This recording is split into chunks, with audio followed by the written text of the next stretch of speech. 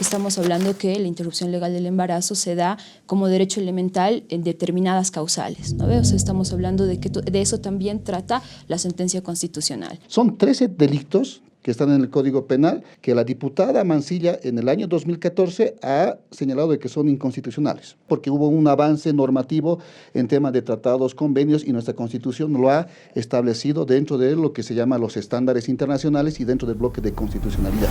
Por ejemplo, yo cuando hacía mis prácticas en psicología, yo iba hasta Chacachi y había víctimas de violencia sexual que podían realizarse la ILE, pero el psicólogo decía, no, tienes que tenerlo, mejor cuídate, y decían a sus hermanos y hermanas, tienes que cuidarle porque capaz se quiera suicidar y todas esas cosas. Y eso es porque socialmente hasta el día de hoy, nada más que el cuerpo de las mujeres, no el cuerpo de los hombres, se considera una propiedad social. O sea, el parir para las mujeres se impone como un servicio social obligatorio.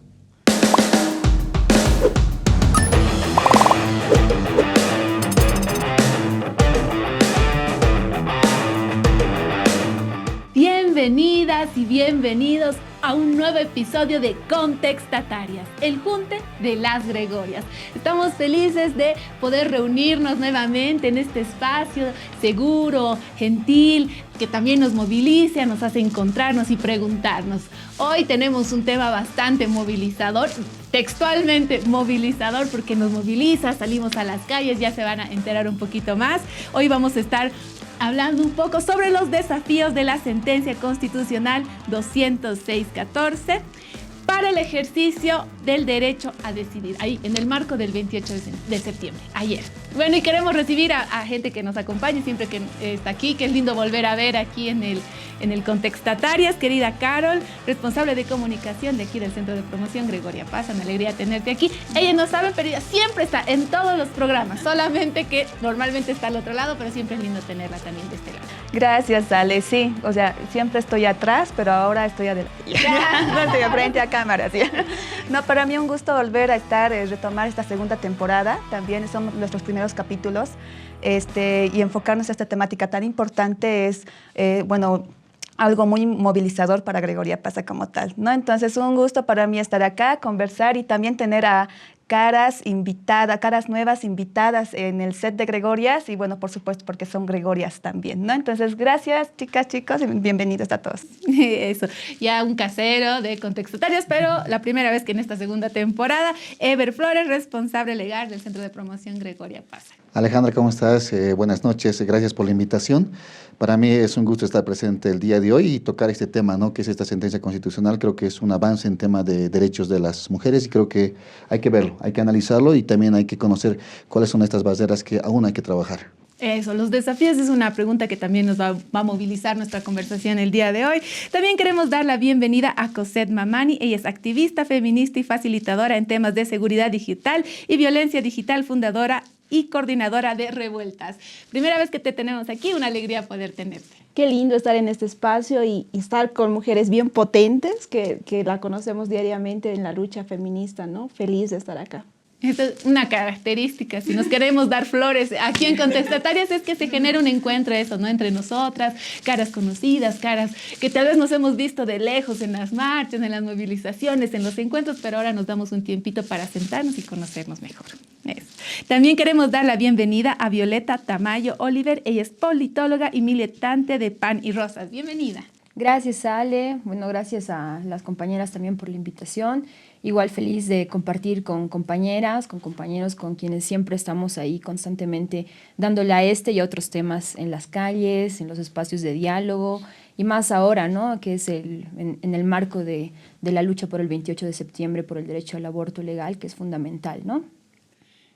Ya lo dijo, ya lo tiró, ahí está. De eso estaba por ahí en la casa, todos estaban pensando, ¿qué sentencia? ¿De qué están hablando? ¿De qué van a hablar hoy día? Exactamente, y por eso hemos también salido a las calles a preguntar qué nos dicen respecto, si la conocen, no conocen, qué opiniones tienen en una Grego Cápsula que ahora mismo vamos a ver. ¿Qué nos tienen que decir en las calles?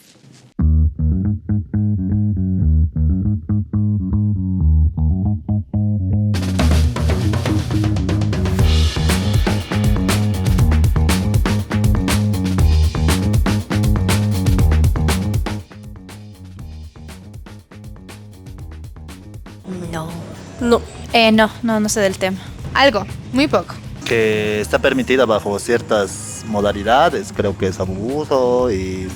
No he escuchado de ningún medio, pero sí me da alguna idea, ¿no?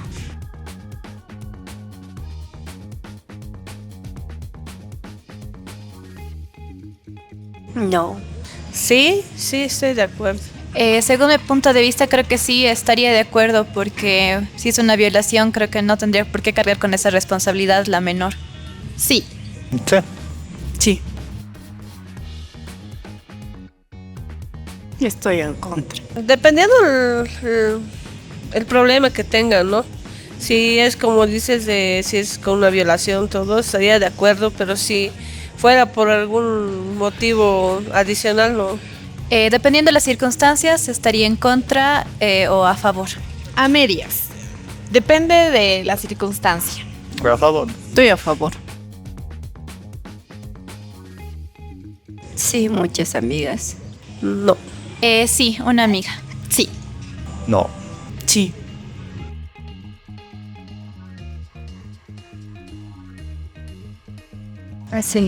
Sí. Sí. Es muy importante. Creo que sí habría más educación en las instituciones. Yo creo que tendrían más información las mujeres y se podría prevenir en ciertos casos. Sí, pero no es tan funcional porque actualmente en los colegios existen hartas charlas sobre sexualidad, pero aún así no está funcionando, diría yo. Sí, totalmente. Sí, pero hay que un poquito estudiar en qué instancias hay que dar ese tipo de información. Bueno, varias opiniones nos han dejado un poco así como, de eso se trata, ¿no? Las gregocápsulas, salir a la calle y encontrarnos un poco de cara con una respuesta común en la calle. Y bueno, primero abriendo, ¿no?, un poco el espacio, es la desinformación, la falta de información, o tal vez el llamarle, no sé, como decíamos, sentencia constitucional, a uno ya le suena, uy, ¿qué será? ¿De qué me estará hablando? ¿A qué hace referencia? Y bueno, cuando se desarrolla un poco más sobre la interrupción legal del embarazo, decían, sí, me suena a algo, ¿no? Sin estar realmente uno seguro. Pero la respuesta, la primera, es no. ¿A qué se debe? ¿Por qué? ¿La desinformación? Claro, la falta de llegada. Yo voy a empezar. Bueno, por un lado creo que sí es la desinformación, también, pero pienso, tal vez a uno no le conviene ni siquiera estar informado sobre ese tema, ¿no? O sea, pienso que uno es eso, que muchos los que han respondido que no conocen acerca de la interrupción legal del embarazo es porque no lo ve como un problema social, no le interesa y por eso dice no conozco y no responde. O a pesar de que conozca, quizá también dice no conozco porque no le interesa, ¿no? Por un lado. Por otro lado, creo que sí evidentemente existe una falta de información acerca del tema por parte de todos los medios, las instituciones que tenemos, ¿no? Los medios de comunicación, las instituciones educativas, el Estado en general como tal. No se habla de este tema como que una sentencia que vela por los derechos sexuales y reproductivos de muchas personas, ¿no? O sea, pienso que esa podría ser una de las primeras artistas para que la gente responda de esa manera. No sé qué opinan. Bueno, yo creo que tiene que ver con lo que dice Caro, ¿no? Pero también creo que tiene que ver con que no es casual, o sea, por un lado hay desinformación, pero por otro lado hay falta de información, ¿no? Hay información incorrecta, que es desinformación, pero por otro lado hay absoluta ausencia de la discusión pública sobre la interrupción legal del embarazo, ¿no? Y esta absoluta ausencia no es casual, o sea, porque ¿de qué se discute todos los días? O sea, hay temas que se posicionan cotidianamente, ¿no ve? Que son, entre comillas, de interés social o que tienen que ver con incluso banalidades, ¿no? Desde las vidas de los famosos hasta, por ejemplo, lo que, no sé, acontece diariamente con la economía.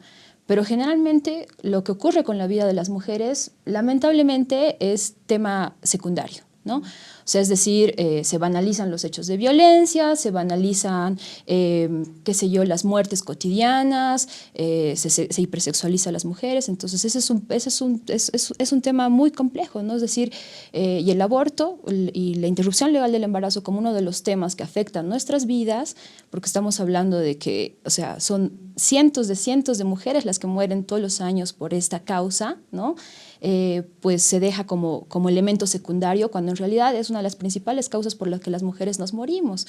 Entonces, es una completa falta de información y debido a también las orientaciones que da el Estado y la falta de discusión en las escuelas, en los espacios donde deberían informarnos sobre esto, que es un derecho elemental, porque estamos hablando que la interrupción legal del embarazo se da como derecho elemental en determinadas causales, ¿no? O sea, estamos hablando de que de eso también trata la sentencia constitucional. Y no es casual, decimos, porque además es en el marco de toda una campaña, no solo conservadora, ¿no?, estatal, sino también de grupos antiderechos que evitan que se hable de estas cosas.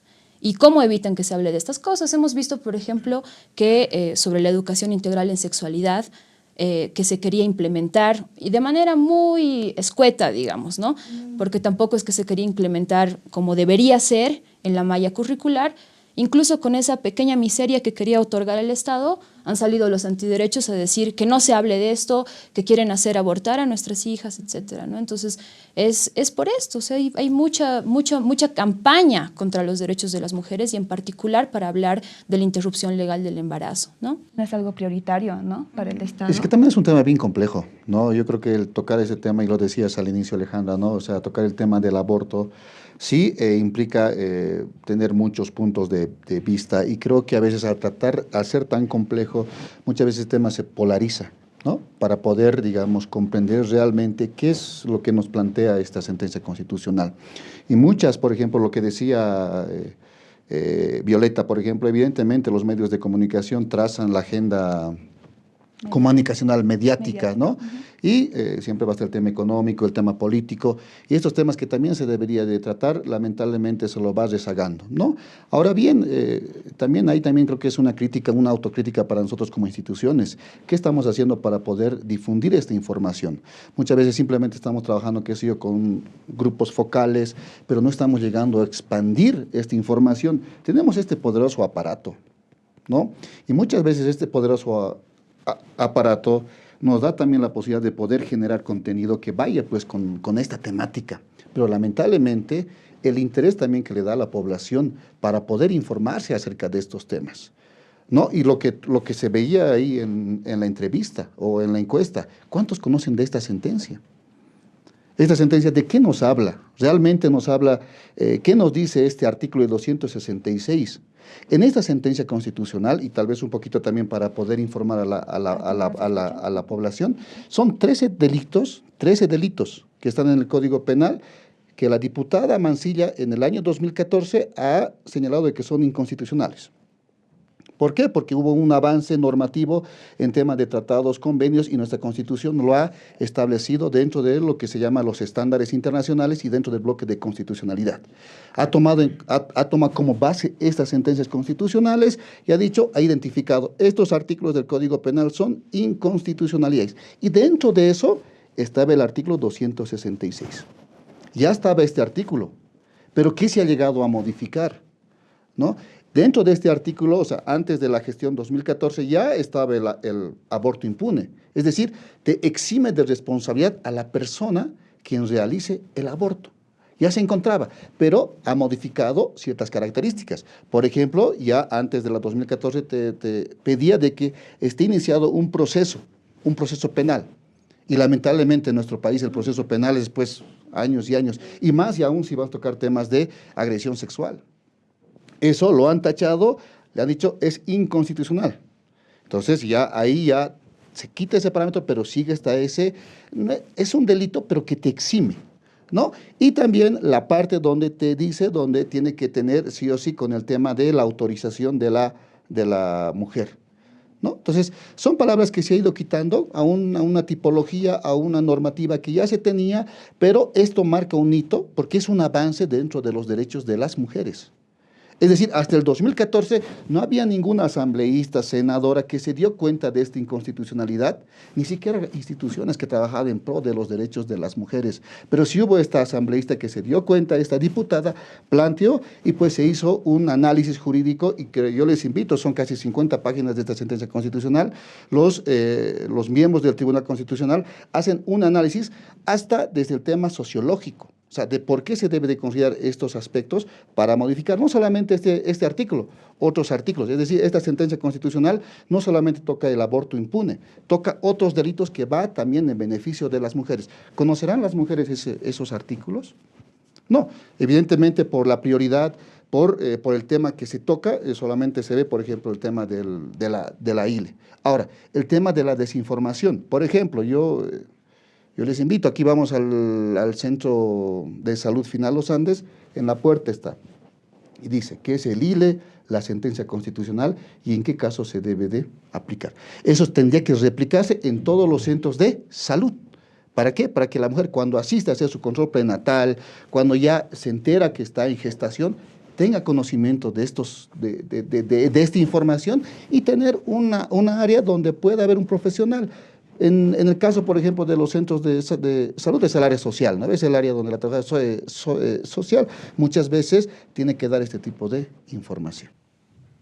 Y ahí también, Ever, creo que más allá igual de la sentencia misma, existen barreras, dificultades y contradicciones, ¿no? Por parte de la sociedad, ¿no? Entonces, eso también lo que decías, hay contradicciones por parte de la sociedad, porque si bien están ahí estipulados 3 causales, ¿no? para que se pueda realizar la interrupción legal del embarazo, existen casos, y ya lo hemos visto, bastantes casos mediáticos, como la niña de Yapacaní que tenía 11 años y fue un caso bastante mediático que salió a nivel internacional, donde la misma, por más que esté estipulado en la normativa, por más que esté reglamentado incluso, la misma sociedad se interpuso, ¿no? O sea, la Iglesia Católica se metió, ¿no? Y como que decidieron que no, que iban a velar por los derechos de ambas vidas, decía, o sea, lo que sale, ¿no? Entonces, existen también barreras hasta la actualidad sociales y normativas para que se pueda dar cumplimiento a este avance normativo que ya se dio desde la agenda de las mujeres, bueno, y de la sociedad en general, ¿no? Justamente, ¿no? El tema de la teoría y la práctica y las realidades de nuestra sociedad es totalmente diferente, ¿no? Como decía Viole, el tema, y Carito también, el tema de la información. ¿Cuánto saben las adolescencias, juventudes, las mujeres de esta sentencia constitucional, ¿no? Por ejemplo, yo cuando hacía mis prácticas en psicología, yo iba hasta Chacachi y había víctimas de violencia sexual que podían realizarse la ILE, pero el psicólogo decía, no, tienes que tenerlo, mejor cuídate, y decían a sus hermanos y hermanas, tienes que cuidarle porque capaz se quiera suicidar y todas esas cosas. Y desde ahí vemos que los mismos profesionales que deberían apoyar al hecho de proteger a las mujeres no están informados, ¿no? Y son realidades que están pasando y siguen pasando en nuestra cotidianidad, ¿no? Haciendo un sondeo nosotros aquí en la UP hace muy poquito que estamos con la campaña, estamos viendo que las compañeras no saben qué es la ILE, qué es la interrupción legal del embarazo, y muchas veces se tienen que evitar estas cositas, o informarse o no informarse, o buscar información que muchas veces no está de acuerdo, y obtener otras medidas, ¿no? Entonces, la desinformación y la información muchas veces pueden ser contradictorias de quién la dice, ¿no? La realidad, perdón, pero lo que dice nuestra realidad es totalmente diferente. Creo yo, cuando por ejemplo me decía, Caro, mira, te voy a invitar a tocar este tema, tiene que ver con el ILE. Yo retrotraía, por ejemplo, a mi infancia, a la época de lo que es el colegio, y no sé si aún, por ejemplo, se irá dando, es que el aborto no nos han mostrado como algo malo. O sea, a mí por lo menos eso, o sea, en mi chip es algo malo. Y justo creo que era, no sé, materia de biología o religión, si no me equivoco, había un video donde, de los piecitos, ¿no ve? Mamá, ya son 3 meses, ya, ¿no? Mamá, ya pronto te voy a llegar a conocer, y había como que el médico que, bueno, en el audio hacía como que que le quitaba los bracitos, no sé qué. Entonces, como eso, o sea, eso te va generando impacto. Ahora, habría que ver, digamos, si aún se sigue manteniendo en los centros educativos, si aún este tipo de información se va difundiendo. Porque si nos van a meter el chip de que el aborto es malo, obviamente tú ya vas con esa visión y decir, bueno, el ILE, lo que decía Cosette, ¿no? De que tal vez hay profesionales en estos espacios donde el tema de la agresión sexual queda en la impunidad muchas veces, o sea, tal vez no tanto en la ciudad en comparación de áreas rurales. Entonces, creo que ahí es donde se tiene que trabajar, pero lo que decías, la realidad, o sea, cómo estamos viendo, cómo a nuestros hijos se les está dando esta información sobre el aborto, o sea, es sumamente complejo, o sea, y creo que hoy no vamos a descubrir la pólvora, pero tampoco vamos a llegar a la solución, porque es un tema sumamente complejo, es amplio Alejandro. Sí, y ahí, o sea, un poquito para aclarar igual para la audiencia, ¿no? Lo que decía el Lever, o sea, si bien el artículo 266 del Código de Sistema Penal habla de aborto impune, o sea, es importante dejar claro que todavía no hemos conquistado el aborto legal y despenalizado en Bolivia, ¿no? O sea, el aborto lamentablemente sigue penalizado en Bolivia y las cifras hablan por sí solas, ¿no? O sea, no se puede cuantificar realmente la cantidad de vidas que se pierden por abortos mal practicados año por año, porque son cifras difícilmente identificables por la ilegalidad de la práctica. Sin embargo, cifras conservadoras hablan de 480 mínimamente, o sea, mínimamente 480 mujeres año tras año. Pero hay otras cifras que han develado otros años hasta 680 mujeres año por año. Nosotros todos los 25 de noviembre salimos a reclamar por la vida de las mujeres. Hablamos de 100 y tantos feminicidios, 120, pero estamos hablando de que casi 680 mujeres están pudiendo morir por esta causa año tras año. Porque es ilegal y porque la cantidad de abortos impunes, y ahí seguramente vamos a hablar más adelante de cifras, o O sea, hasta donde nosotros discutíamos con Pani Rosas el año pasado, creo que se ha tenido más o menos cuantificada, pero de los 80.000 abortos que se practican aproximadamente, porque igual no se tienen cifras muy exactas, pero lo mínimo de lo que se habla son de 60.000 y lo máximo que se ha llegado a cuantificar más o menos son de 80.000 año por año, ¿no? Entonces, imagínense, estamos hablando de que es ilegal, pero la ilegalidad no evita que las mujeres sigan haciendo la práctica del aborto por necesidad, por las causales que sea, y estos abortos, la mayor parte de estos abortos no son por las causales legales. O sea, menos del 1% de los abortos practicados en el país son a partir de la sentencia constitucional. Estamos hablando de que más de 70.000 mujeres abortan ilegalmente en el país. ¿Por qué? Incluso el espectro de las personas que podrían abortar legalmente en el país, porque se dan muchísimas barreras, muchísimas barreras. O sea, incluso hablemos de la sentencia constitucional, por ejemplo, ¿no? Y para aclarar un poco, igual para la audiencia, lo que ha hecho esta sentencia constitucional es lo que explicaba un poco el Eber, pero en palabras sintéticas, quitar la orden judicial como requisito para las mujeres, ¿no? Porque, ¿qué pasaba antes? Digamos, tú tenías que ir a proceso y hasta que se lleve adelante el proceso penal, ¿cuánto tarda un proceso judicial? Pues, ¿cuánto tarda en salir una orden judicial? Y hasta eso la guagua tiene 2 años, ¿no ve? Entonces, hasta ya ha nacido, ya la adolescente se fregó la vida porque no pudo acceder, etcétera, ¿no ve? Entonces, ¿qué ocurría? Había retardación, entonces se decide, y no es un regalo de una autoridad política, no ha sido un regalo del Estado, esto ha sido una obtención de la lucha de las mujeres, porque las mujeres han venido reclamando por esto años, y no solo por una miserable sentencia, que es útil, pero es miserable frente a las necesidades de las mujeres. Ha sido producto de la lucha de las mujeres que se ha conseguido esta sentencia constitucional, ¿no?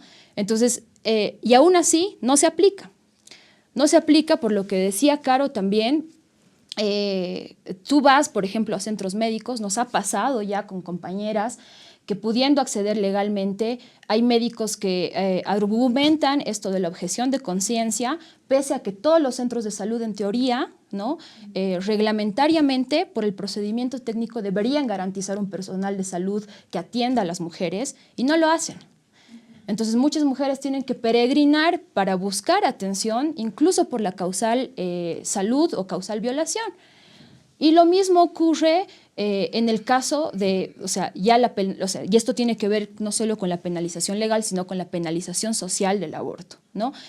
Y por otro lado, también porque hay, en el marco también de esta penalización social en los casos que sí tienen causal legal, digamos, toda esta violencia sistemática durísima contra las niñas, de que se enteran las iglesias, y esto es algo denunciable, o sea, no solamente el caso de Yapacaní, que los padres, digamos, como que han rodeado también de este consentimiento de que se acerquen las iglesias, sino que tú tienes en instituciones que aplican abortos legales a las iglesias paradas ahí, o sea, no están en las marchas contra las violaciones, no están en los casos de feminicidio, no hemos visto ni a un cura, ni a un evangélico, ni a un sacerdote de la Iglesia Católica en las marchas recientes por el feminicidio de Carla, de la UMSA.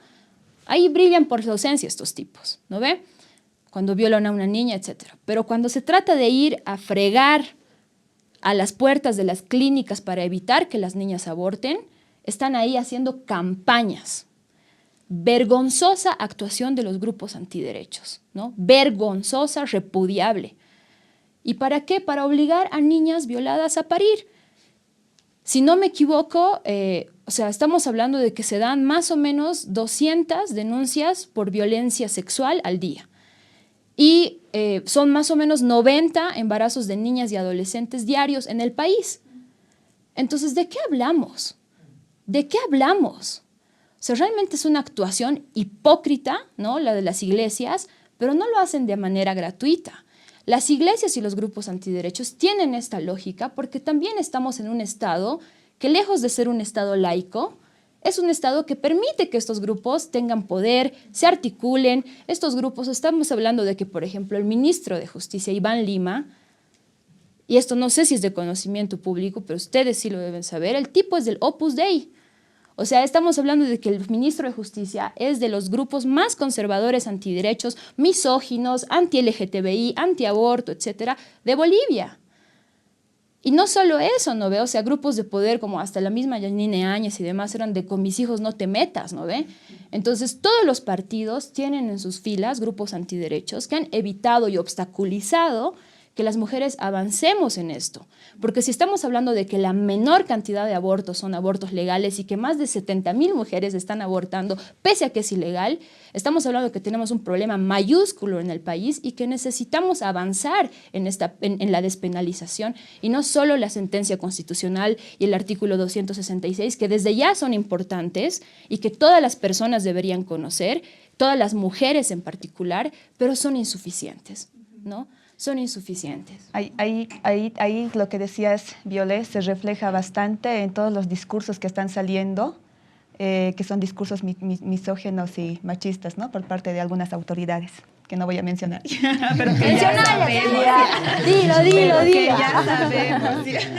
Yo quería retomar, Violet, también rescatando que esto es un problema totalmente grande, estructural, que muchas mujeres deciden y no lo dicen, ¿no? Entonces, solamente como ejemplo, bueno, en el sondeo de opinión, y cuando preguntábamos si conoces a una persona que haya abortado, y decían sí, o sea, todos conocen a alguien, ¿no? Hace años, cuando yo estaba en la universidad, por ejemplo, conversaba con un amigo y debatíamos igual de este tema, ¿no? Y él me decía que no, que nada que ver, yo le decía que sí, o sea, y debatíamos del tema, ¿no? Y le digo, son varias mujeres que lo hacen y no lo dicen.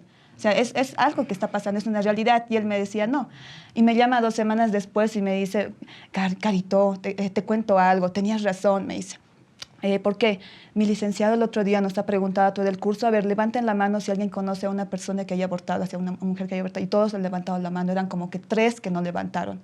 Y son todas, Caro, tienes razón. Me decía, no, o sea, porque es una realidad que está pasando, ¿no?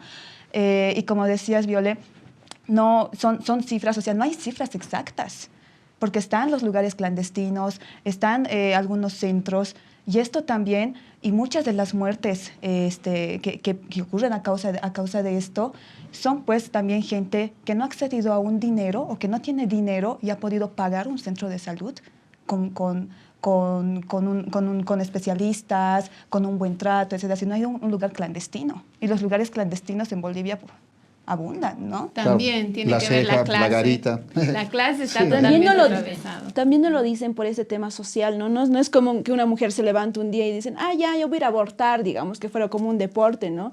Entonces, este estigma social de que no hay estas cifras tiene que ver también por el qué te dirán, qué te va a decir tu familia, tus amigos, la sociedad, digamos, si vos dices que has abortado, ¿no? Porque, o sea, hay el miedo de que te juzguen, porque no es como un deporte que un día te levantes y dices, yo voy a ir a abortar así de fácil, ¿no?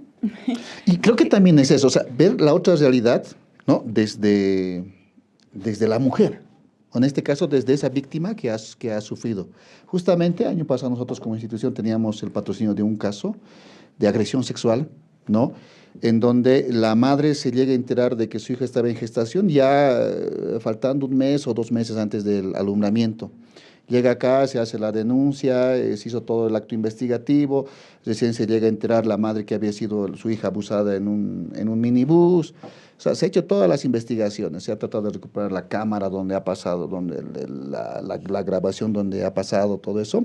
Justamente nuestra psicóloga, porque yo le derivé al área psicológica para que pueda trabajar. Daniela, la psicóloga, era justamente la que le ha atendido. Pero hay otros factores, lo que decía Cosette, o sea, ¿no ve? La señora, la mamá decía ahora, ¿qué voy a hacer con la niña o el niño? No recuerdo el género. ¿Le voy a dar yo mi apellido? ¿Qué voy a hacer? ¿Lo haré pasar? Y es una realidad de que hay agresiones sexuales o nace un menor de edad y los papás de la víctima lo hacen pasar como si fuera el hermano menor de la mujer que ha sufrido agresión sexual. Es una realidad, ¿no? Y muchas veces esto tiene muchas consecuencias jurídicas a futuro, hasta por temas hereditarios, sucesorios. Porque igual había un caso donde, te hablo hace 10 años donde yo trabajaba, igual venía una señora y decía, a mi hijo en su momento solamente le puse el apellido materno, ahora quiero pedir asistencia familiar, el tipo está purgando en la cárcel, pero quiero que me pague asistencia familiar. ¿Cómo puedo hacer? no, se tiene que hacer un trámite en el Ceresi. O sea, hay una realidad muchas veces donde, ¿cómo lo afronta esta mujer? ¿Cómo encara a la sociedad de esta mujer que ha tenido un hijo producto de una violación? ¿Cómo son sus sueños? ¿Cómo se ha truncado su sueño de esta joven, de esta señora que tenía trazado toda una vida, pero por la llegada de un ser ha tenido que asumir responsabilidades que por su corta edad no lo tenía que tener? O sea, es una realidad. Evidentemente acá dice Violeta, Cosette, podemos teorizar la 206, o sea, todo podemos ver, pero esta realidad. Sería lindo hacer un programa, y te decía, tal vez en el anonimato, desde este lado, ¿no? De estas señoritas, de estas mujeres. ¿Cómo es su percepción? ¿Qué es lo que dicen ellas? Lo que te decía, ¿no? En ese sentido estamos para eso aquí. Yo creo que si ellas no pueden, si todas han respondido en el sondeo, sí tengo una amiga, sí he tenido una hermana, he tenido mi mamá, que tal vez hay esta sensación por la vergüenza, por el estigma, que no quieren, pero nosotros estamos aquí para conversarlo, para enojarnos, aquí están nuestras caras, aquí están. Nosotras podemos dar la cara y decir, ¿saben qué? Es una responsabilidad del Estado, nos adeudan cosas. Y estamos aquí para eso, porque también yo sé que es difícil para muchas mujeres, ¿no? Pero aquí estamos, este es el espacio para empezar a abrir la conversación, que tal vez una madre, alguien nos vea y diga, ¿sabes qué, hija? A ver, ¿qué ha pasado? Conversemos, ¿qué te ayudo? O con mi hermana, o con mi amiga, ¿cómo comparto esto como mensaje de WhatsApp, digamos, ¿no? Esta es la sentencia, ¿cómo converso en mi casa? Se hace silencios, porque el silencio es el amigo, ¿no? El silencio es el amigo de la iglesia. ¿Para qué? Porque es más fácil, ¿no? ¿Qué pasa si yo empiezo a abrir el diálogo en mi tecito, en el minibús, en la esquina, con la casera? Yo creo que ese diálogo abierto, honesto, descarado, porque ya, o sea, el cansancio está y da rabia, y cada año es lo mismo, es lo peor que desde el 2014 que nos dicen, está la sentencia, pero 15, 16, ya han pasado 10 años de la sentencia, estamos en 2024, ¿y cuáles han sido los avances? ¿Cómo? Y han pasado la marcha, y seguimos, y parece que cuánto, y aprovechar que las mujeres no nos cansamos, o sea que va a ser 2025 y nosotras vamos a seguir en esto, ¿no? Vamos a seguir empujando. Yo quiero poner algo en el mensaje, estamos hablando de las mujeres, ¿no ven? Pero ¿cuándo los hombres abortan? O sea, yo quiero hacer esa pregunta también, ¿cuándo los hombres abortan? ¿Y cómo se está visibilizando? ¿Tienen una respuesta a eso? A ver, no sé. Claro, o sea, y eso es pan de cada día, ¿no? O sea, es absolutamente pan de cada día no solamente cómo se desentienden, ¿no? de las responsabilidades paternas, sino también cómo son los primeros, ¿no? Porque es chistosísimo esto, parte como nosotras, bueno, tenemos redes sociales, todas las organizaciones, digamos, ¿no? Pero cada vez que, por ejemplo, poníamos un afiche, marcha del 28 de septiembre por el derecho al aborto, o sea, en fila, los primeros son así tipos, ¿no? Así varones. Fila de comentarios masculinos, ¿no? O sea, como de cientos de hombres que te aseguro que ejercen una paternidad o que nula, digamos, ¿no? Y la mayoría de las que están en contra precisamente no son las mujeres, como por ejemplo cada acto, cada marcha del 25 de noviembre, del 8 de marzo, los primeros que estar ahí son grupos antiderechos con un rostro eminentemente masculino, digamos, ¿no? Con posiciones agresivas y demás.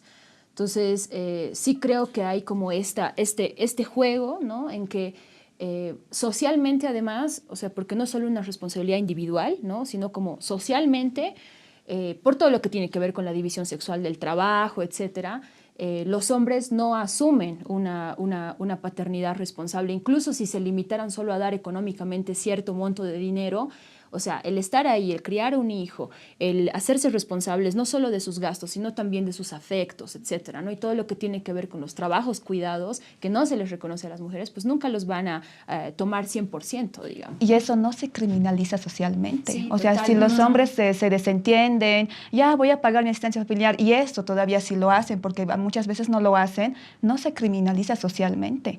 Pero cuando hablamos de un tema del aborto, cuando una mujer quiere decidir y decir, no voy a tener este hijo porque tengo otros otros planes para mi vida, se criminaliza socialmente, está señalando, ¿no? O sea, como siempre, está toda la carga social en las espaldas de las mujeres, ¿no? Entonces, creo que también es otro punto, porque en la misma conversa hablamos tanto de las mujeres, pero también es una realidad, es un problema social, donde participan las mujeres y hombres, ¿no? O sea, participan en esto, o sea, está en la sociedad como tal.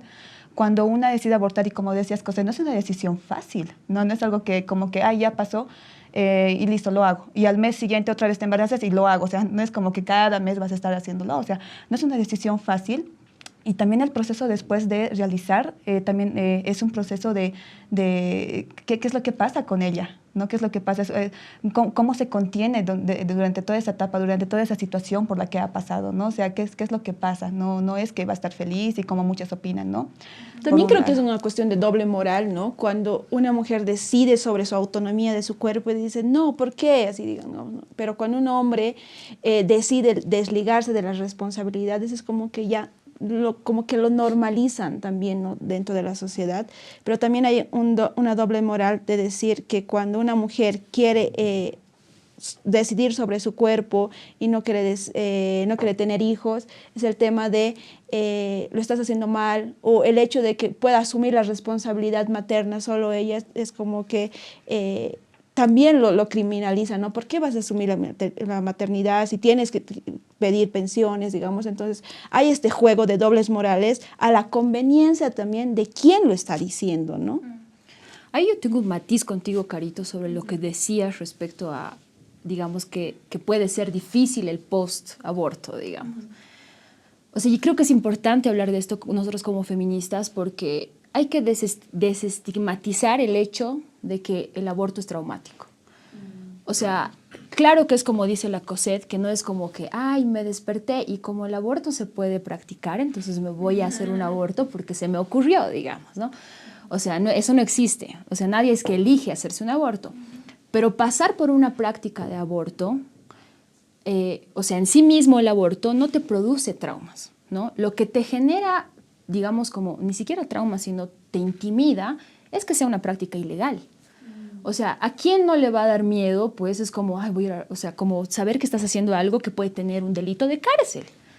Pero el aborto en sí mismo, o sea, yo sé de compañeras que han abortado y que han tenido abortos y que cuando lo han hecho, contenidas, apoyadas por sus amigas, por sus parejas, etcétera, y además han sabido y han trabajado con ellas mismas en que no están cometiendo un delito, en que no es un pecado, porque lo que decía Lever es clave. O sea, yo me acuerdo que yo he estado en un colegio católico y también como cuando tú eres niña o niño y te hacen sentir como, o sea, además como o sea, ese niño, igual que yo, es un niño indefenso que está saliendo en pedacitos, digamos.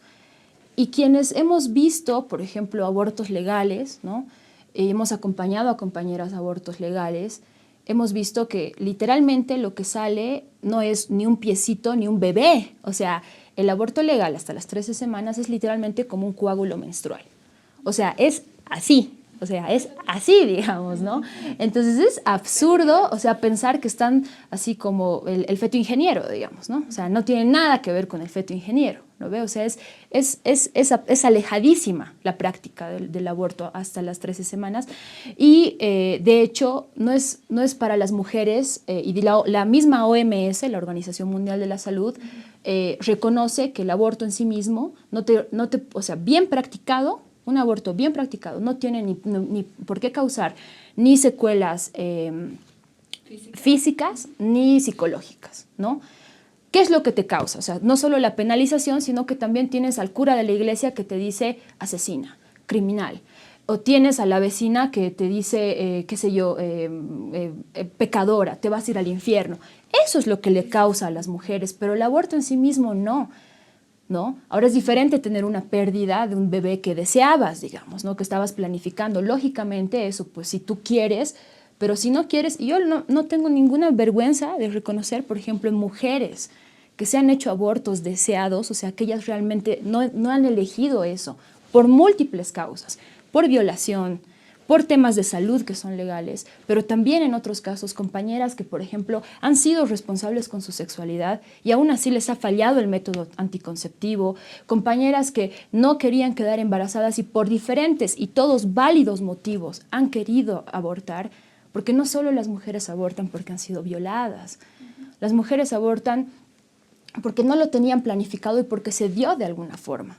Y todas, como hemos visto en el video, todas conocemos casos así. Entonces, de hecho, las mujeres que yo conozco que han llegado a tener, se han sentido profundamente aliviadas, profundamente, porque nadie más que nosotras mismas en nuestras vidas vamos a cargar con eso que es una responsabilidad, con eso que implica un giro en la vida, absolutamente. Tener una guagua implica, pues, o sea, tu vida da un giro de 360 grados. Y, o sea, una no solo pone el cuerpo, o sea, una pone el cuerpo, pone las energías, pone la cotidianidad, pone el trabajo, pone los estudios, o sea, pones todo ahí. Así que es una decisión demasiado. Ahora, o sea, creo yo también hay que pesada ver esto y mira, y a veces, como tú decías, Carita, a veces es bueno siempre hablar sobre las experiencias. Yo, por ejemplo, antes de venir esta mañana, se me ocurre preguntar a mi esposa, yo tengo 2 hijos, uno tiene 7 años y el otro ya tiene 3 años. Le digo, mira, amor, le digo, ¿tú desde qué? O sea, mira, yo soy varón y difícil que yo sienta un embarazo, aunque tal vez en la etapa de la gestación hay que ser cuidadosos con la esposa, todo, y le decía, ¿hay un afecto hacia el nuevo ser que va a llegar? Le decía, o sea, ¿desde qué momento nace este amor? Porque me gustaría, siempre a veces lo dices, pero a veces, ¿desde qué momento surge este apego? ¿No? O sea, si es que lo hay. Sí, me dice, ¿no? Sí lo hay. Y lo que tú decías, ¿no? Muchas veces cuando tienes una planificación familiar, cuando quieres tener a un hijo, evidentemente van a ser, que se llama desde el inicio, o sea, va a haber ese apego. Pero estamos viendo de que hay casos, y esto te habla esta normativa, ¿no? De que si es producto de la violación, de una agresión sexual, es algo que tú no estabas planificando, o sea, es algo que tú no has improvisado. Ahora, tocar por lo que tú decías, otras causales creo que es para otro tema, creo yo, no, pero acá te está diciendo la sentencia, hay delitos donde se te ha forzado esa tu libertad sexual, esa tu capacidad de decidir con quién tener relaciones sexuales, cuándo, cómo, dónde, y si tener un hijo ha sido vulnerado, la norma te está diciendo, mira, acá tienes esta sentencia, puedes ir a los centros de salud donde te puedan llegar a practicar. Entonces creo que en ese lado, y esto habría que ver también, o sea, si en este grupo de mujeres que han sido víctimas, si surge ese apego emocional o no. Hoy, por ejemplo, hablaba con mi compañera psicóloga y le decía, mira, tú que has trabajado en los SLIM y la defensoría, ¿tenías casos donde vino? Sí, me decía, ¿no? Porque ella trabajó en los Yungas, me decía, sí, y muchas de esos me dijeron, ¿sabes qué?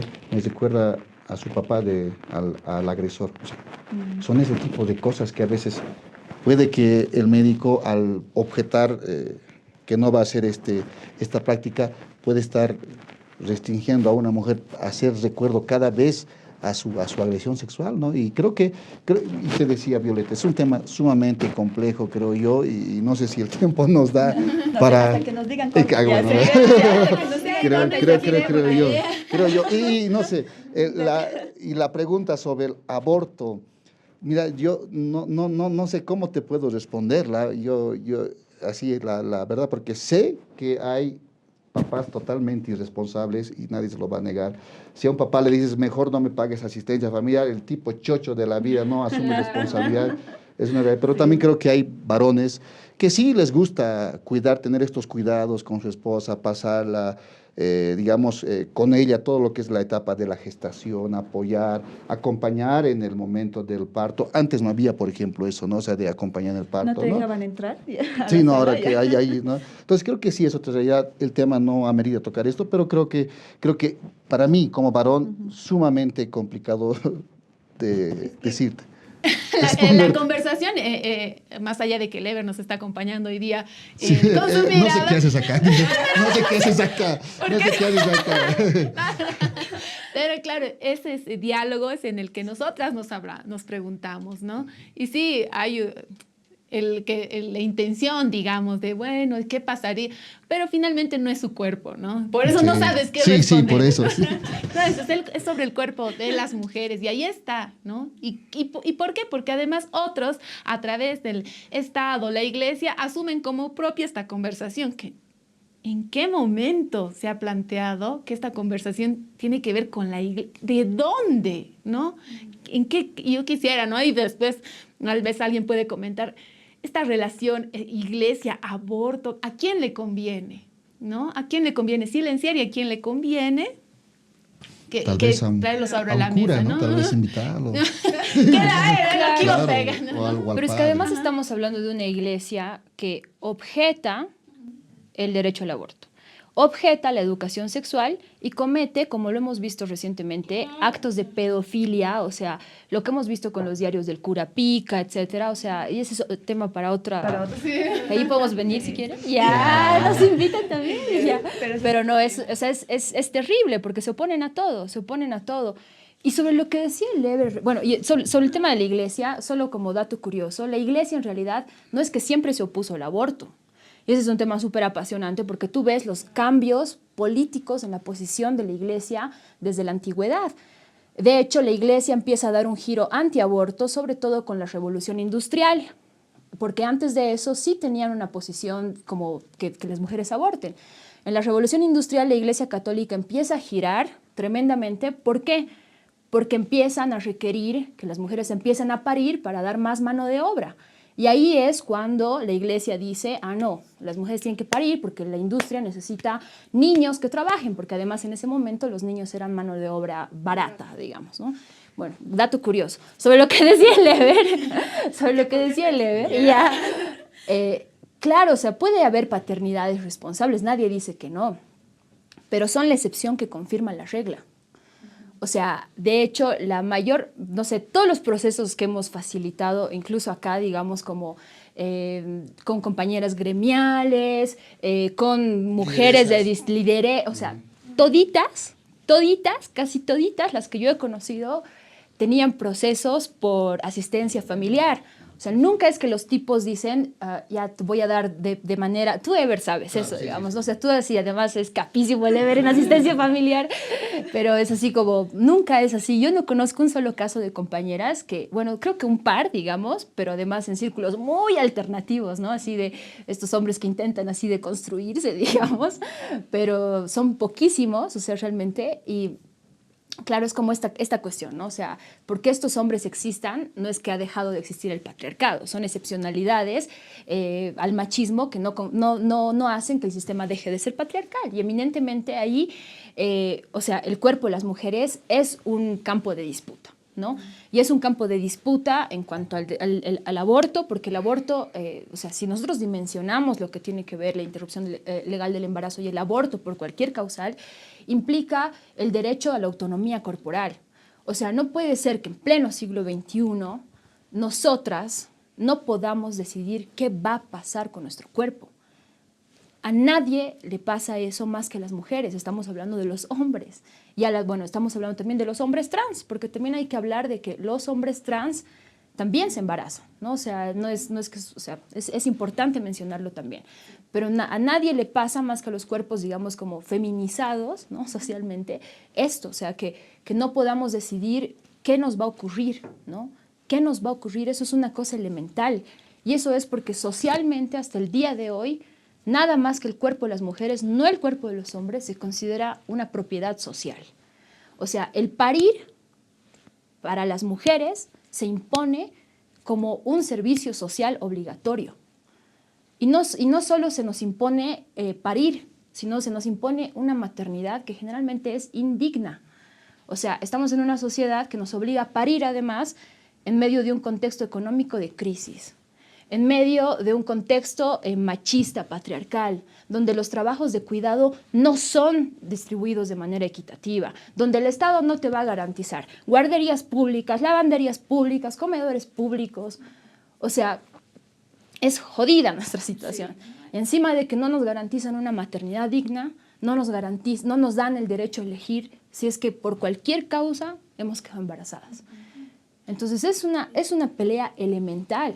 O sea, no solo para las organizaciones feministas, sino para la sociedad en general, es un problema dramático el hecho de que la mitad de la humanidad, la mitad de la población nacional, no tenga el derecho básico a decidir sobre su cuerpo, ¿no? Y no hay, solamente con esto, ya, porque sí, seguramente hay los comentarios, ¿no? de las mismas mujeres que dicen, pero yo he salido adelante con mi hijo, con mi hija, si yo he podido, ay, ¿de qué están hablando? Que ustedes cómo no van a poder, porque hay esos comentarios, ¿no? Yo he salido adelante y estás romantizando eso, ¿no? Porque las vidas y las familias son distintas. Las vidas y las situaciones de las familias son distintas y yo sé que hay comentarios ahora donde yo he salido adelante porque se romantiza mucho y como tú dices, Violet, por eso toco ese tema, no hay condiciones ahora para poder, y la decisión de una mujer de ser o no ser una madre, entonces, o sea, ahí va a depender porque no tenemos esas condiciones, ¿no? Pero apuntaremos a la corresponsabilidad. Claro, seríamos corresponsables. También, Claro, podemos ser corresponsables. Entonces, para traernos un poco, a sentar esta conversación, queremos invitar a nuestra invitada especialista, Patricia Brañez. Llega con barra aquí la barra. Coordinadora nacional del CLADEM Bolivia. Le vamos a dar una bienvenida que ya sabemos que nos va a sentar y bueno, aquí ya con Porro ya estábamos ansiosas igual hace rato de poder escucharla.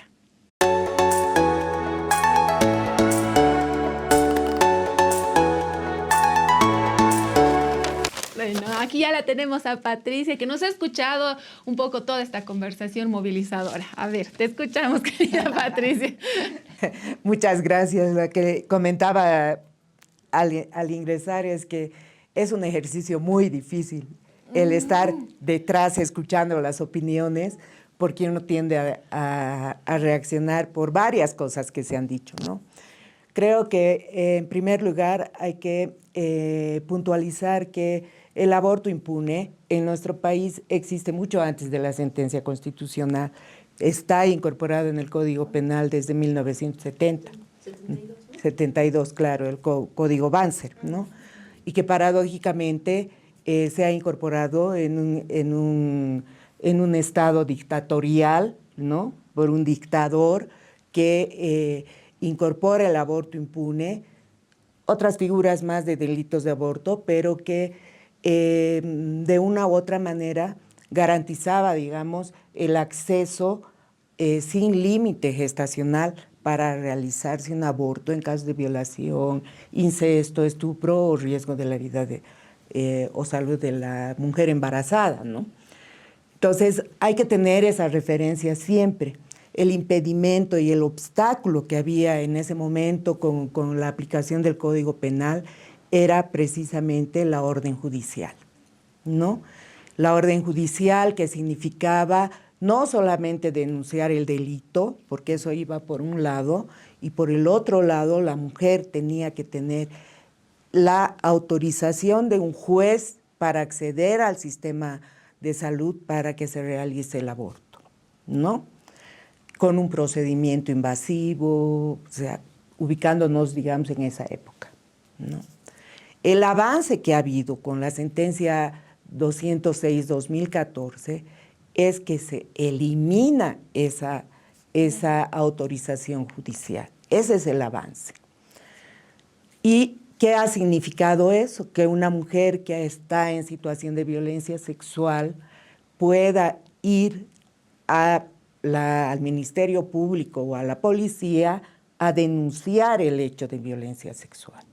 Y con la copia de la denuncia, ir al centro de salud, al sistema de salud, a solicitar una interrupción legal del embarazo. Ese es un buen avance. Ahora, y eso es bueno que las mujeres sepamos, y que también los hombres lo sepan, y que también la sociedad en general lo sepa. Porque yo estoy de acuerdo, lo que se necesita en nuestro país es la despenalización social del aborto. ¿Por qué?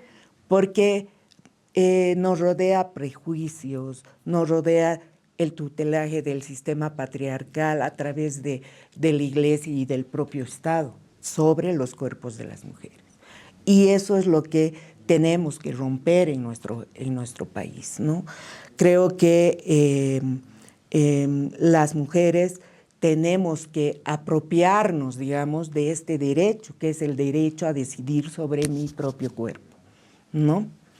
Ahora hay toda una serie de prejuicios y de obstáculos, ¿no? Más cuando se habla de niñas menores de 15 años. El propio sistema de salud y el propio sistema de justicia no está respondiendo pues a la violación de los derechos sexuales y reproductivos de estas niñas y adolescentes, ¿no? Porque en los centros de salud, aparte de todo lo que ha señalado Violeta sobre los prejuicios religiosos, la objeción de conciencia y todo eso, el sistema de salud en el primer nivel hace rebotar los casos. ¿Por qué?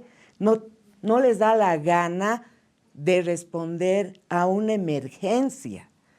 No aplican ningún tipo de protocolo. El protocolo de violencia sexual en nuestro país es de avanzada, pero no la aplican, porque no hay insumos, no hay quien te lo haga, ni siquiera el protocolo para evitar el embarazo lo aplica, ¿no? Entonces el sistema de salud se rasga las vestiduras cuando se habla de aborto, ¿no? Porque la ILE es aborto, por si acaso, ¿no? Porque se quiere minimizar el aborto diciendo ILE, interrupción legal del embarazo, pero es un aborto, pues, ¿no? Entonces, no se hacen cargo los centros de salud para dar tratamiento en emergencia. No te dan la anticoncepción de emergencia. Inclusive cuando son menores de 10 años, 11, 12, 13 años las niñas, ¿no? No tienen insumos. Y esa es responsabilidad de los gobiernos municipales y departamentales. No están dotando. Aquí en el Alto, ustedes van a los centros de salud, te dicen, sí, conocemos lo que es, pero no hacemos nada, ni atención. Derivamos a la Defensoría. Pasa 72 horas de la violación y esa niña está en riesgo de salud, porque puede ser infectada por el VIH, hepatitis B, toda una serie. Y también puede tener consecuencia un embarazo no deseado, porque también ahí yo quiero entrar. El Eber decía que le preguntaba a su esposa qué conexión tenía con el feto cuando estaba embarazada. Pero no es un bebé, ¿no ve? Es un feto o es un embrión. Posiblemente si ella ha buscado y es un embarazo deseado, va a tener la conexión. Pero eso no estamos discutiendo. Estamos discutiendo cómo se usa el cuerpo de las mujeres como propiedad masculina de los hombres para invadir ese cuerpo, para violarlo ese cuerpo y para embarazarlo y decidir como sociedad que esa mujer tiene que continuar con un embarazo no deseado. Es otro tema completamente diferente, porque se respeta el embarazo deseado. No queremos que las mujeres que desean aborten. No estamos hablando de eso. Estamos hablando de un embarazo no deseado y en este caso de la ILE, de un embarazo no deseado producto de un delito que es completamente diferente. Y que ahí tenemos que tener claridad. Y que cuando se trata de una violación, un hecho de estupro, de incesto, etcétera, inclusive una niña de 10 años, ¿no ve? Tiene el derecho a decidir si continúa o no continúa con ese embarazo. Y ya no queremos el tutelaje, pues, ¿no? Ya no queremos que nos digan, un ratito, te has embarazado, tienes que seguir con ese embarazo para que llegue a término, ¿no? Porque tu rol fundamental es ser madre como mujer. No, pues, una niña no puede ser madre. Una mujer que ha sufrido violencia sexual, tenga la edad que sea, si resulta embarazada, no tiene la obligación de continuar. Y resulta paradójico el la sentencia constitucional 206-2014 señala que las mujeres de manera progresiva tenemos el derecho a decidir. Y eso rompe el tutelaje de que se decida que la sociedad, médicos, iglesia, padres, qué sé yo, decida si yo puedo o no puedo abortar. Rompe el tutelaje, ¿no? Y dice de manera progresiva, porque se supone que si una niña de 10 años resulta embarazada por el delito de violación, incesto, estupro, etcétera, ¿no? Y tiene que decidir continuar, ¿por qué no puede decidir no continuar? O sea, ¿no? O sea, te dice, tienes que continuar, tienes que decidir para cumplir tu rol materno, ¿no? Pero no puedes decidir no continuar con ese embarazo, es absurdo. O sea, y ahí hay unas dicotomías, hay dobles discursos, que está acompañado mucho de estas posiciones conservadoras, patriarcales, de querer ordenar sobre tu cuerpo, etcétera, etcétera, ¿no? Y también resulta paradójico que, por ejemplo, este año se incorpora en los datos del sistema de salud en atención prenatales a menores de 14 años. ¿Ustedes pueden creer eso? Se incorpora como dato que se está atendiendo a niñas menores de 10 años para hacer atención prenatal. Y hay 53 casos hasta julio en atención prenatal. ¿Ustedes pueden creer eso? O sea, ¿cómo un sistema de salud puede permitir que niñas menores de 10 años continúen con un embarazo? Cuando la normativa dice que de menores de 15 años tienes que asumir, indagar que esos embarazos son por violencia sexual. Entonces, ¿qué está fallando? Evidentemente la desinformación. No les estás informando que tienes la posibilidad de acceder a una interrupción legal del embarazo con garantía, con seguridad y que puede hacerte en un centro de salud con todas las medidas de salubridad. Entonces,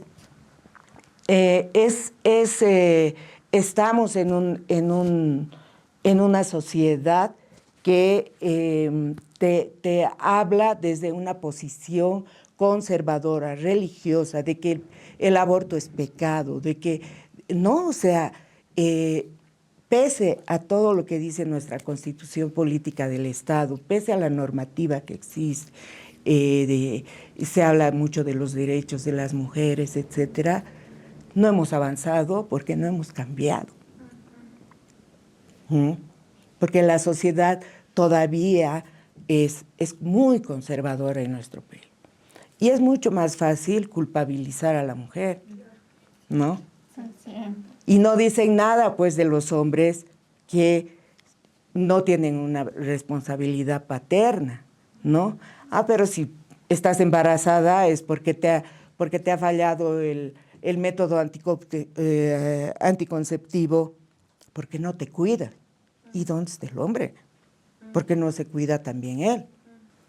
O un hombre que ha tenido relación, ha disfrutado de las relaciones sexuales, ¿no? Y su pareja resulta embarazada y él no quiere tener una responsabilidad sobre ese embarazo. Los hombres también llevan a abortar. No está penalizado. En el Código Penal sí, dice. Pero ¿cuántos hombres hay en la cárcel por haber hecho abortar? Muy poquitos. Pero tenemos, yo te voy a decir, por provocarse aborto, la mujer, 72 mujeres presas. Estamos criminalizando y estamos salvando a los hombres, que también son responsables. ¿Cuántos hombres hacen abortar a las mujeres a patadas? ¿Cuántos hombres llevan obligándolas a tomar mates, pastillas, les hacen inyectar para que aborten? Entonces hay responsabilidad masculina también, pues, de los hombres.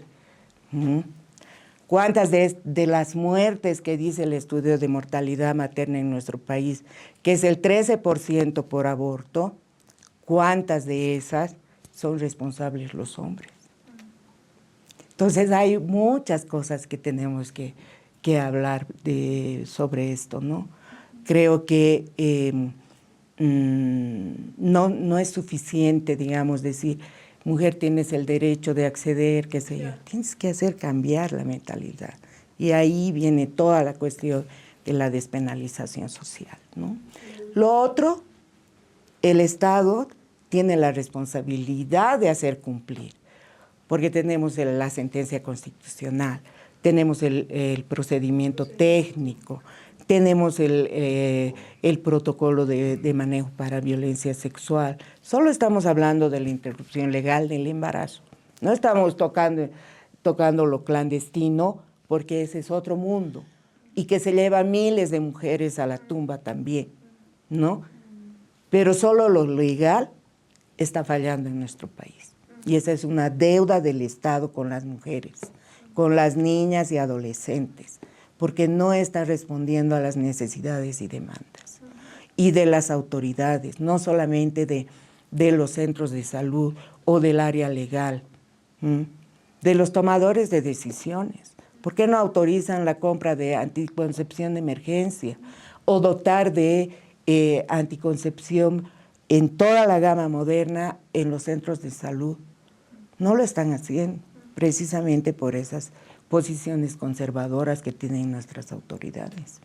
Entonces hay muchas cosas que hay que discutir y hablar y dejemos de hacer esa comparación. Es que un embarazo deseado es un embarazo deseado, pero lo otro.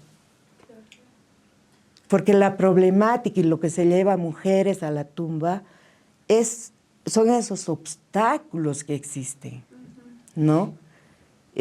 ¿Cuántas mujeres en pareja son violadas con su pareja firme, digamos, que llega borracho y la viola porque no le deja utilizar método anticonceptivo? No está reconocida esa violación en nuestra normativa. Por eso es que las mujeres acuden pues a los centros clandestinos. Esa es la reivindicación desde el feminismo. Lo que queremos es aborto libre, gratuito, seguro. No importa la causal. Queremos ingresar a los centros de salud y si yo quiero abortar. Es mi decisión, es mi cuerpo. Bien, bien, bien. Muchas gracias. En la casa de nosotros. Ahí no sé si vale la pena acotar un poco, o sea, total de acuerdo con lo que ha mencionado la Patti, ¿no? Creo que nos estamos olvidando un poco de que no es la única causal la violación, sino también la causal salud, y que la causal salud igual se la pasan por donde quieren, ¿no? O sea, según el procedimiento técnico y el protocolo, ambas, o sea, en la causal violación, y esto igual para que lo sepan las compañeras que nos están escuchando, solo requieren su denuncia ante fiscalía, policía o autoridades originarias y la firma del consentimiento informado, ¿no? Y tienen derecho a la confidencialidad, a la atención integral, al respeto de su salud física y mental, ¿no? Y por otro lado, por la causal salud, que también debería contemplar la salud física y la salud psicológica, se la pasan, ¿no? Pero lo que se requeriría es el informe médico, ahí la Patti nos puede complementar, el informe médico y también el consentimiento informado. Lo mismo que con la causal violencia sexual, ¿no? O sea, no la respetan, no la hacen cumplir. Y ahí quiero comentar algunas anécdotas por lo que decía la Patti de la altísima criminalización, ¿no? O sea, como siempre los pacos, la policía, la fiscalía, se dedican a perseguir más a mujeres que abortan que a feminicidas y violadores, ¿no?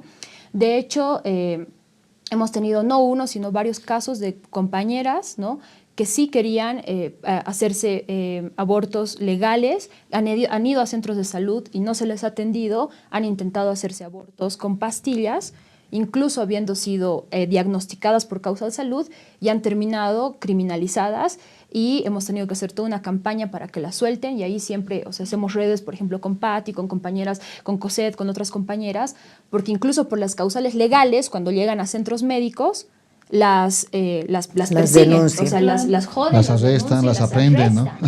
Y ahí tenemos que hacer toda una campaña para que liberen a las compañeras, para que no vayan, incluso por causales legales, ¿no? Entonces o sea, nuevamente digo, demuestra la absoluta insuficiencia de las causales, ¿no?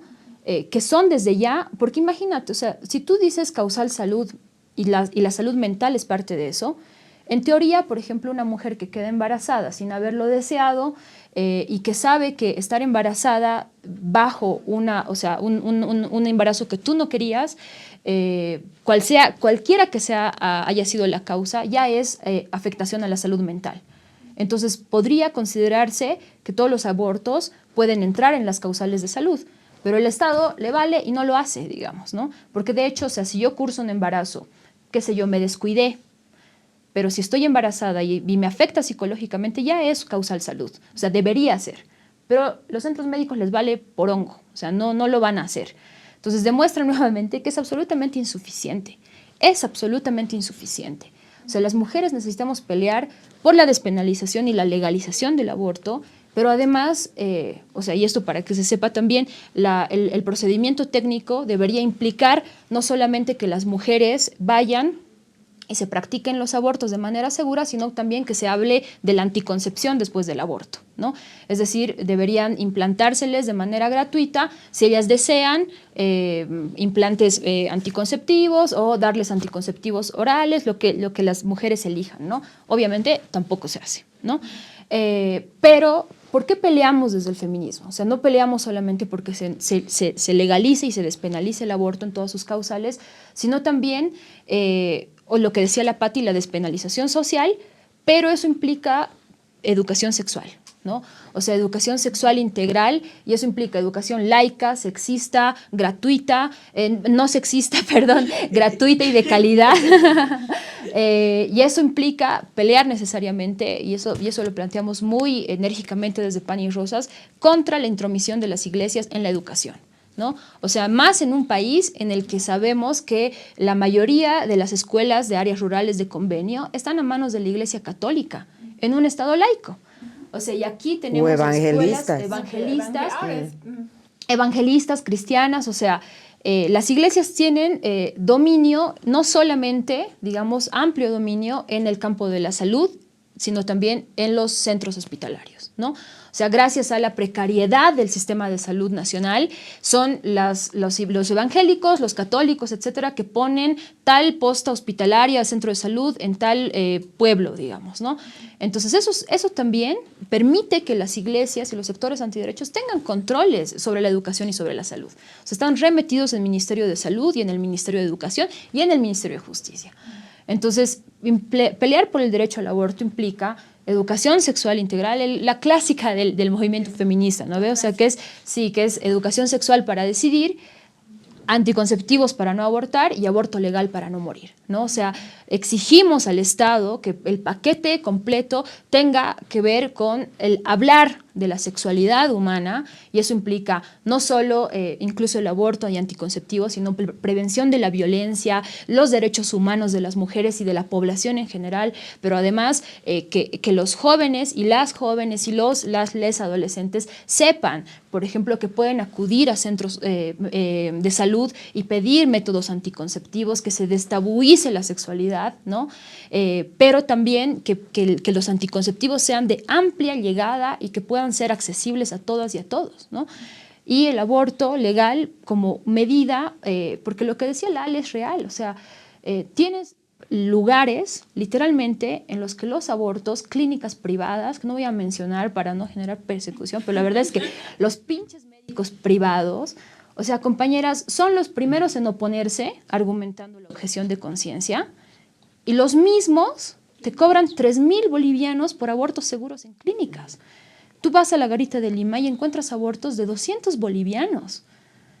Entonces, por eso decimos que las ricas abortan y las pobres mueren, porque las mujeres pobres son las que más se mueren en la clandestinidad y en la ilegalidad, gracias a la ilegalidad, ¿no? Entonces, si bien se pueden hacer abortos seguros de otras formas, esos métodos no son ampliamente conocidos, más que por ciertos sectores de la clase media que, pues, lógicamente igual se practican en la clandestinidad, ¿no? Entonces, el aborto es una cuestión, no debería ser una cuestión ni de moral ni de religión, sino de salud pública elemental y de autonomía corporal y de derecho a las mujeres, ¿no?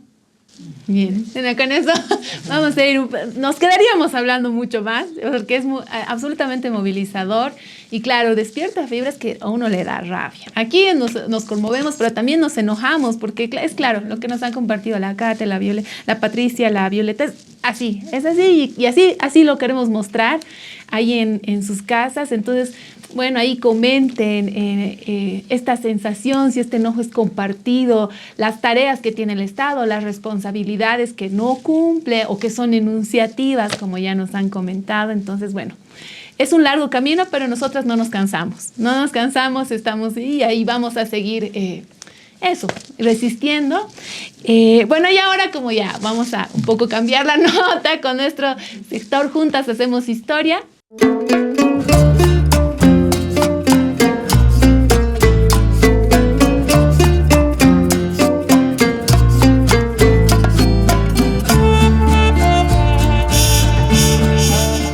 Soy María Virginia Estensora. Nací en 1903 en la ciudad de La Paz, Bolivia. Desde muy joven sentí que no encajaba en las expectativas que la sociedad tenía para las mujeres, como casarme, ser madre y mantenerme dentro de las paredes del hogar. Sin embargo, yo estaba destinada a desafiar esas normas, a encontrar mi voz en el mundo y hacerla escuchar. Desde que tuve uso de razón, me fascinó la literatura y el poder de las palabras para expresar lo que muchas veces se silenciaba. Tal vez fue esa inclinación lo que me llevó a unirme al Ateneo Femenino de La Paz, un espacio que, aunque pequeño, nos permitía a las mujeres explorar ideas más allá de los roles asignados por la sociedad. Ahí escribí mi libro, El Oxiso, en 1937. Fue un texto que surgió de las profundidades de mi ser, de mis propias luchas y reflexiones internas. Al publicar el libro, intuía que estaba caminando hacia un precipicio. ¿Cómo no prever la reacción de la sociedad paceña? Hablaba de una relación amorosa fuera del matrimonio, de una mujer que decide abortar al hijo de un amante fallecido. De esos sentimientos que muchas mujeres experimentan, pero que pocas se atreven a confesar. La clase alta de La Paz lo tomó como una confesión autobiográfica, como si cada palabra escrita fuese un reflejo directo de mi vida. Quizás, en parte lo era. Recuerdo claramente el escándalo, apuntar con el dedo a una mujer que había osado hablar de lo que consideran tabú, el aborto. No solo me criticaban por lo que había escrito, sino por cómo me presentaba al mundo. Yo fumaba en público, tenía una voz profunda y una actitud que muchos calificaban de varonil. No me avergonzaba de ser diferente, de ser yo misma, pero ese atrevimiento me costó caro. Después del Oxiso, no volví a publicar nada en mi vida. No porque no tuviera más que decir, sino porque las puertas se me cerraron. La sociedad me castigó por expresar lo que muchas no podían. No me arrepiento de haber desafiado las normas, de haber hablado de lo que otros temían. En mis letras quedó una parte de mí. Una verdad, aunque fue rechazada en su momento, fue el preludio de lo que hoy muchas mujeres siguen reclamando: el derecho a decidir sobre nuestros propios cuerpos. Mi historia es una entre muchas, y al igual que yo, tú también puedes hacer historia.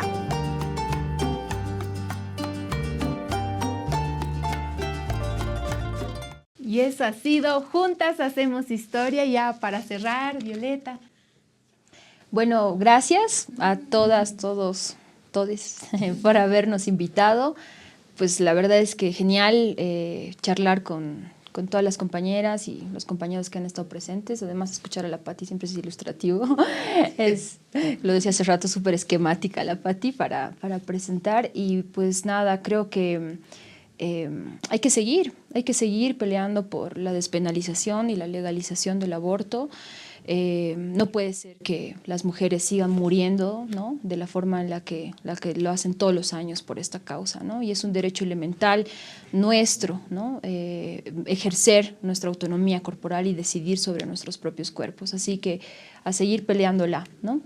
Entonces, qué lindo espacio. Siempre volver a las Gregorias es un gusto. Entonces, creo que es bueno poner este tema en discusión y ver tanta diversidad. Qué lindo panel poder compartir, intergeneracional, más que todo aprendes, pero también visibilizar este tema desde nuestros espacios y desde nuestros territorios, ¿no? Así que un gusto. Gracias por la invitación. No, porque Vale, muchas gracias. Sí, yo desde la última vez que me invitaron pensé que ya no me iban a invitar más, pero estoy acá. Gracias.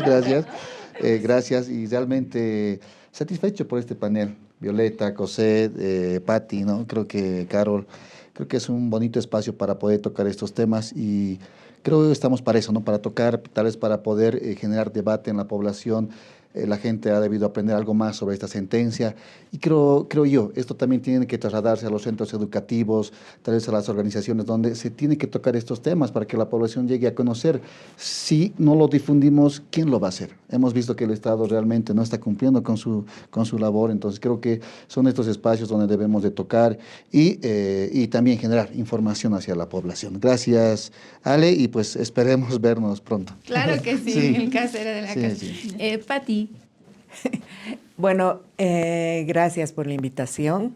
Segunda vez que participo en este espacio que me parece súper enriquecedor porque te lleva a discutir de temas que en general están como tapados en nuestra sociedad, ¿no? Creo que el abrir estas temáticas a través de redes, etcétera, también desmistifica, ¿no? Desculpabiliza a las mujeres y generamos espacios de discusión, ¿no? Creo que da la posibilidad además de discutir desde nuestras decisiones, desde nuestros cuerpos, desde nuestros derechos, ¿no? Y también creo que es interpelador para llamar a la atención al Estado, porque el Estado, los tomadores de decisión, etcétera, todavía siguen con muchas deudas hacia las mujeres, ¿no? Y que eso es lo que hay que ir revirtiendo, ¿no? Esta lucha que se ha iniciado en los años 90 en Bolivia, tal vez un poco más hablando de lo que son los significados de los derechos sexuales y reproductivos para las mujeres, el derecho a abortar, el derecho a decidir si tengo o no tengo hijos, etcétera, ha ido marcando una brecha. Hemos avanzado algunas cosas, un camino se ha ido armando. Las generaciones jóvenes ya han llegado también a muchas cosas hechas, ¿no? Pero seguimos, pues, tenemos que seguir en esta lucha hasta que esos derechos se concreticen y los podamos hacer realidad en nosotras mismas, ¿no? Exacto. Muchas gracias, compañeras Patti, Viole, Cosette, ¿no? por estar en la Casa de Gregorias. Más bien, para nosotros es un honor que ustedes estén, abordar de estas temáticas y sentar las bases, ¿no? O sea, para que también la gente pueda informarse, para que podamos reflexionar, que esto no se quede acá. Esta temporada de Contextatarias la estamos justamente enfatizando a los derechos sexuales y derechos reproductivos de las mujeres, el derecho a decidir, poder dialogar de todos estos temas. Y si nos ha faltado espacio y si nos ha faltado conceptos para seguir abordando, entonces lo vamos a seguir haciendo, ¿no? Eso esperamos. Y también a la gente que nos está siguiendo, que está comentando, abramos estos espacios, estos debates, dialoguemos, profundicemos aún más, porque es un lugar, son realidades en las que estamos viviendo, ¿no? Entonces, muchísimas gracias. Esperemos tenerlas también en otros programas, chicas. Y así que, más bien, muchísimas gracias por estar acá.